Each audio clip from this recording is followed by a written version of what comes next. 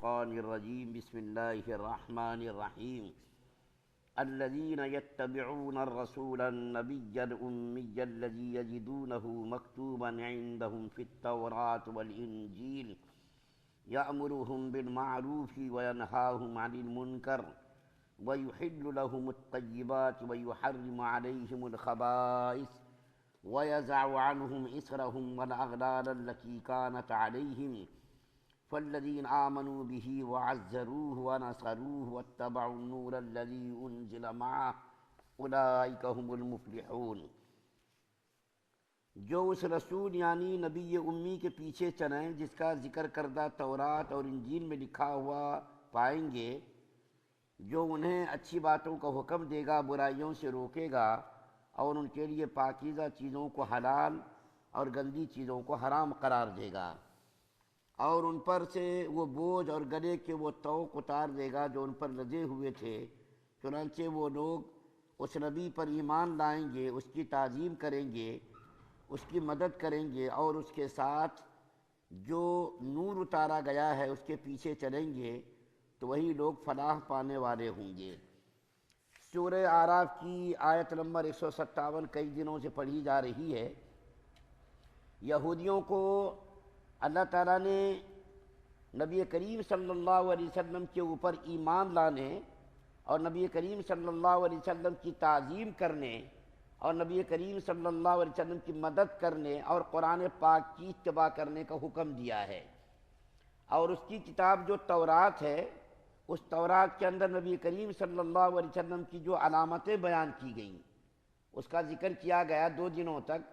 کہ نبی کریم صلی اللہ علیہ وسلم کو نبی کہا گیا، رسول کہا گیا، امی کہا گیا،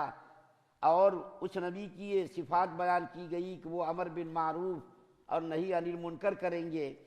حلال اور پاکیزہ چیزوں کو حلال کریں گے اور گندی اور خبیث چیزوں کو حرام قرار دیں گے۔ اور اس کے بعد آخری حصے میں یعنی اس آیت کریمہ کے آخری حصے میں یہودیوں کو اس بات کی تاکید کی گئی کہ 4 چیزیں اگر تم کرو گے تو کامیاب ہوگے، 4 چیزیں کرنے کے بعد ہی تم کامیاب ہوگے۔ صرف حضرت موسیٰ علیہ السلام کو نبی مان لینا، تورات کے اوپر ایمان لا لینا یہ تمہارے لیے کافی نہیں، بلکہ نبی کریم صلی اللہ علیہ وسلم کے ساتھ تمہارا معاملہ ایسا ہونا چاہیے کہ 4 چیزوں کا کرنا لازم ہے، جبھی تم کامیاب ہوگے۔ پھر اس کے بعد آخر میں اللہ نے کہا کہ یہ لوگ کامیاب ہوں گے۔ انہیں پہلی چیز کیا ہے؟ نبی کریم صلی اللہ علیہ وسلم کے اوپر ایمان لانا۔ آپ کو تعجب ہوگا کہ یہاں اللہ پر ایمان لانے کا ذکر نہیں ہے، اللہ کے اوپر ایمان لانے کا ذکر ہونا چاہیے۔ تو آپ کو یہ معلوم ہونا چاہیے کہ یہ سب لوگ اللہ کو مانتے تھے، اس لیے یہاں پر اللہ کا ذکر نہیں کیا گیا کہ یہ لوگ اللہ کو مانتے تھے اور حضرت موسیٰ علیہ السلام کو یہ نبی مانتے تھے، لیکن نبی کریم صلی اللہ علیہ وسلم کو یہ نبی نہیں مانتے تھے۔ تو اللہ تعالیٰ نے ان کو تاکید کی کہ نبی کریم صلی اللہ علیہ وسلم کے اوپر ایمان لانا سب سے پہلی چیز ہے۔ یہ ایمان کی چیز تمام نبیوں کو اللہ تعالیٰ نے حکم دیا۔ عالم ارواح میں اللہ تعالیٰ نے تمام روحوں کو جمع کر کے تمام نبیوں سے عہد لیا تھا کہ نبیوں جب وہ نبی تمہاری زندگی میں آ جائیں یعنی نبی کریم صلی اللہ علیہ وسلم تو تم اس کو نبی ماننا، اس کی تائید کرنا، اس کی مدد کرنا اور اس کے اوپر ایمان لانا۔ تو تمام نبیوں نے اقرار کیا تھا، قالوا اقررنا، تمام نبیوں نے اقرار کیا تھا کہ ہاں اس نبی کو ہم مانیں گے، اور اگر ہماری زندگی میں وہ نبی نہیں آ سکے تو اس نبی کے ماننے کے لیے اپنی اپنی امت کو تاکید کر کے وہ نبی گئے۔ تمام نبیوں نے زندگی میں تو نبی نہیں آئے، حضور صلی اللہ علیہ وسلم تشریف نہیں لائے، لیکن اپنی اپنی امتوں کو تمام نبیوں نے اس بات کی تاکید کی کہ اس کے اوپر تم ایمان لانا، اس کی مدد کرنا، اس کی جو ہے تم نصرت کرنا، اس کی تعظیم کرنا۔ تو سب سے پہلی چیز آیت کے آخر میں فرمایا اس کے اوپر ایمان لانا۔ دوسری چیز کیا؟ اس کی تعظیم کرنا۔ دیکھیے یہودیوں نے تو اپنے نبیوں کی بھی تعظیم نہیں کی، ہمارے نبی کی تو تعظیم کیا کرتے؟ ہمارے نبی پر ایمان لانا تو دور کی بات، ان کم بختوں نے ہمارے نبی کو کئی مرتبہ ہلاک کرنے کی کوشش کی، زہر دے کر مارنے کی کوشش کی، پتھر گرا کر کے ہلاک کرنے کی کوشش کی، اسی طریقے سے بہت سارے موقعوں پر ہمارے نبی صلی اللہ علیہ وسلم کو ہلاک کرنے کو لوگوں نے کوشش کی. ایمان تو لانا دور کی بات، نبی کریم صلی اللہ علیہ وسلم کو ماننا تو دور کی بات، نبی صلی اللہ علیہ وسلم کو مارنے کی سازشیں کی گئی، جادو کیا گیا، زہر دیا گیا، پتھر گرا کر کے مارنے کی کوشش کی گئی. اب یہ دیکھیے، ایک تو یہ پہلو ہے. دوسرا پہلو دیکھیے، اللہ تعالیٰ نے مسلمانوں کو نبی کریم صلی اللہ علیہ وسلم کی تعظیم اور تکریم کرنے کا قرآن کے اندر بے شمار مقامات پر حکم دیا ہے. چنانچہ ایک جگہ اللہ فرماتے ہیں، یا ایھا الذین آمنوا لا تقدموا بین یدی اللہ ورسولہ، کہ مسلمانوں نبی کریم صلی اللہ علیہ وسلم سے اور اللہ سے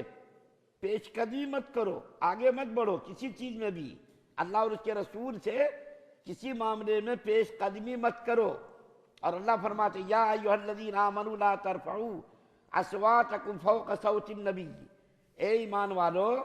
تم نبی کی آواز سے اپنی آواز کو بلند مت کرو کہ کہیں ایسا نہ ہو کہ اللہ ناراض ہو جائے اور تمہارے اعمال غارت ہو جائیں، تمہارے اعمال کو برباد کر جائیں اللہ، اور تم کو خبر بھی نہ ہو. کچھ جاہل لوگ نبی کریم صلی اللہ علیہ وسلم کے دروازے پر آتے تھے اور آ کر کے دروازے پر آواز دیتے تھے، اخرج الینا یا محمد. تو اللہ تعالیٰ نے اس کو منع کیا، یہ تمہارا جو لب و لہجہ ہے اور یہ پکارنے کا جو انداز ہے یہ صحیح نہیں ہے. تم محمد صلی اللہ علیہ وسلم کے دروازے پر بیٹھ جاتے، خود نبی کریم صلی اللہ علیہ وسلم باہر تشریف لاتے، تم اپنی ضرورت پیش کرتے، یہ پکارنے کا انداز بالکل صحیح نہیں ہے. جب یہ آیات نازل ہوئی تو صحابہ کرام کے بات کرنے کا انداز ایک عجیب و غریب ہو گیا. حضرت ابوبکر صدیق رضی اللہ تعالیٰ عنہ اور حضرت عمر فاروق رضی اللہ تعالیٰ عنہ نبی کریم صلی اللہ علیہ وسلم کی مجلس میں اس طرح بات کرتے جیسا کہ کوئی سرگوشی کرتا ہے، جیسا کہ کوئی راز کی بات کرتا ہے. اتنی آواز دھیمی ہو گئی تھی کہ کہیں اللہ تعالیٰ ہمارے اعمال کو حبط نہ کر لے. صحابہ کرام کی تعظیم کا یہ عالم بیان کیا گیا ہے کہ نبی کریم صلی اللہ علیہ وسلم جب مجلس میں تشریف لاتے تھے،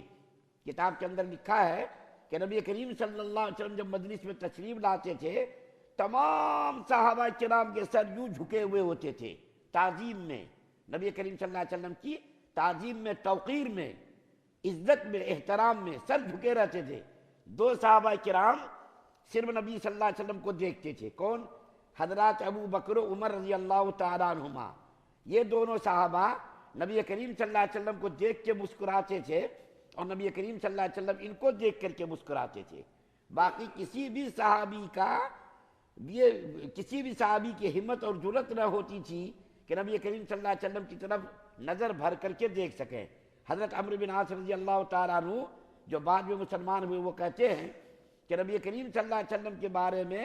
اگر کوئی پوچھے کہ نبی کا حلیہ کیسا تھا تو میں نہیں بتا پاؤں گا، کیونکہ میں نے پوری زندگی میں کبھی نبی صلی اللہ علیہ وسلم کو نظر بھر کر دیکھا ہی نہیں، تو میں ان کا حلیہ کیا بتاؤں گا.